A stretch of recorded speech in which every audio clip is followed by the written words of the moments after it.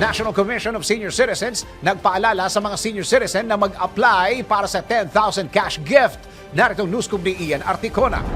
Nanawagan ng National Commission of Senior Citizens sa mga lolo at lola na mag-apply upang matanggap ang benepisyo sa ilalim ng Expanded Centenarian Law. Ayon kay Dr. Mary Jean Loreche, Officer in Charge ng NCSC, kailangan mag-apply sa Office of the Senior Citizen sa FAIR ng kani-kanilang local government unit upang matanggap ang 10,000 pesos cash gift mula sa pamahalaan. Sa ilalim ng Republic Act 11982 o Amendments to the Centenarian Act, ang lahat ng Pilipinong aabot sa edad na 80, 85, 90 at 95 ay makatatanggap ng 10,000 cash gift simula Enero 1, 2025. Ang nasabing regalo ay bukod pa sa unang batas na nagbibigay ng 100,000 piso sa mga Pilipino na aabot sa edad na 100, nasa loob o labas man ng bansa. At yan ang News Scoop. Ako si Ian Articona, nagbabalita ng tama, naglilingkod ng tama.